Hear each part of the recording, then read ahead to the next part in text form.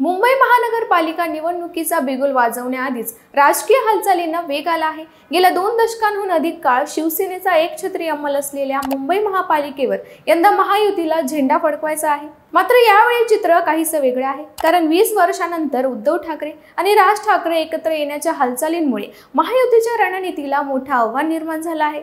मराठी अस्मितेचा मुद्दा पुन्हा एकदा ऐरणीवर आला असून त्यामुळे महायुतीने मिशन महापौरचा मास्टर प्लॅन आखण्यास सुरुवात केली आहे। नेमका काय आहे हा मास्टर प्लॅन जाणून घेऊया व्हिडिओच्या माध्यमातून। नमस्कार, मी सृष्टी आणि तुम्ही पाहता सत्य पे सत्ता, म्हणजे थोडक्यात पण महत्त्वाचं।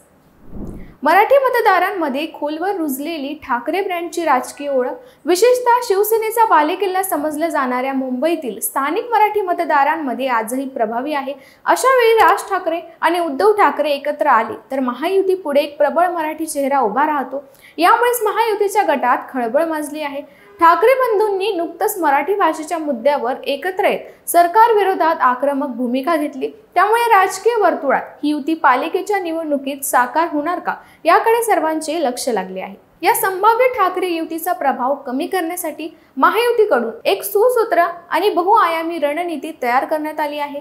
भाजप आणि एकनाथ शिंदे यांच्या नेतृत्वाखालील शिवसेना आणि अजित पवार गटाची राष्ट्रवादी काँग्रेस हे तिन्ही घटक पक्ष एकत्र येऊन मिशन महापौर अंतर्गत काम करत आहेत। या मिशन मध्ये प्रत्येक पक्षाला विशिष्ट जबाबदाऱ्या सोपवण्यात आल्या आहेत। त्यात भाजप अमराठी मतांचे विभाजन रोखून ती मते आपल्या बाजूला वळवण्याचे काम करणार आहे, तर शिंदे गटाची शिवसेना मराठी मतदारांमध्ये आपली पकड मजबूत करत ठाकरे बंधूंच्या प्रभावाला तोडीस तोड प्रत्युत्तर देण्याचा प्रयत्न करणार आहे आणि अजित पवारांची राष्ट्रवादी काँग्रेस बहुजन समाजातील मतदारांपर्यंत पोहोचण्याची जबाबदारी सांभाळणार आहे। महायुतीकडून लवकरच मुंबईतील विविध प्रभागांमध्ये जनमत सर्वेक्षण राबवण्यात येणार आहे। यामधून स्थानिक पातळीवर कोणत्या नेत्याची किती पकड आहे, त्याच्या समुदायातील मते कोणाच्या बाजूला आहेत हे तपासलं जाणार आहे आणि या डेटानुसार उमेदवारांची निवड केली जाणार आहे। यापूर्वी अनेकदा उमेदवारी दिल्यानंतर अंतर्गत गटबाजीमुळे निवडणूक हरल्याच्या घटनांमुळे यावेळी उमेदवारीपूर्वीच विश्लेषण करून विनिंग कॅन्डिडेट्सला संधी देण्याची भूमिका घेण्यात येणार आहे। मुंबईत गेल्या काही दशकांत लोकसंख्येचा सामाजिक समतोल झपाट्याने बदलला आहे। एकेकाळी मराठी माणसांची सत्ता असलेल्या मुंबईत सध्या केवळ 32% मराठी मतदार आहेत, तर 54% अमराठी आणि 14% मुस्लिम मतदार आहेत। ही आकडेवारी महायुतीच्या गणितात अत्यंत महत्त्वाची ठरणार आहे। भाजपची अमराठी मतांवर आधीपासूनच पकड आहे, त्यात मुस्लिम आणि ओबीसी मतदारांपर्यंत राष्ट्रवादी पोहोचेल असा विश्वास महायुतीला आहे, तर शिंदे गट मराठी अस्मितेचा झेंडा हाती घेऊन मराठी मते एकत्रित करण्याचा प्रयत्न करेल। ठाकरे बंधूंनी एकत्र येऊन मराठी अस्मितेचा मुद्दे पुढे रेटला तर शिंदे गटासाठी हे मोठं आव्हान ठरू शकतं। त्यामुळे महायुतीसाठी मराठीपणाचं नव्याने ब्रँडिंग करण्याची जबाबदारी उभी राहिली आहे। या निवडणुकीत फक्त सत्ता मिळवण्याचीच नव्हे तर मराठी अस्मितेच्या प्रश्नांवर मतांचं ध्रुवीकरण होण्याची शक्यता आहे। ठाकरे बंधू हे मुद्दा केंद्रस्थानी ठेवून प्रचार करणार असल्यास महायुतीला स्थानिक मुद्द्यांपासून विकास कामे, कारभार, अमराठी समुदायाची संख्या अशा सर्व गोष्टींचा विचार करून रणनीती आखावी लागणार आहे। मुंबई महापालिका ही भारतातील सर्वात श्रीमंत महानगरपालिका आहे।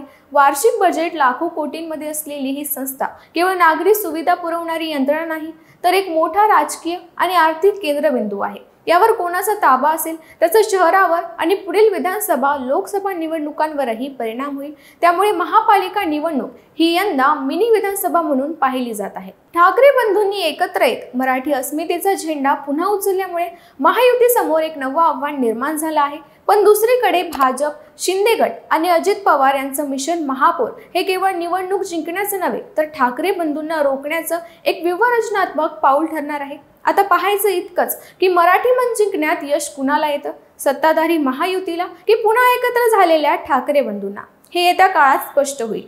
या संदर्भातील घडामोडींसाठी पात्रा सत्य पे सत्ता, म्हणजे थोडक्यात पण महत्त्वाचं, आणि आमच्या चॅनलला सबस्क्राईब करायला विसरू नका। अहो मला सारखा दम लागतोय हो, आज माझा अजिबातच मूड नाहीये। माझ्या हातापायाला मुंग्या येतायतो, माझं खूप डोकं दुखतंय आज। अहो माझ्या थायरॉइडच्या गोळ्या संपल्या आहेत, लवकर आणून द्या ना। या सगळ्या कुरकुरी आपण देखील रोज ऐकता का? हो ना। अहो या त्रासावर सोपा उपचार आहे। Doctor Chate's homeopathy clinic, Mumbai, Pune, Nashik, Sambhajinagar सगळीकडे त्यांच्या शाखा आहेत। डॉक्टर चाटेज होमिओपॅथी क्लिनिकला अवश्य भेट द्या आणि घरातली कुरकुर कायमची बंद करा।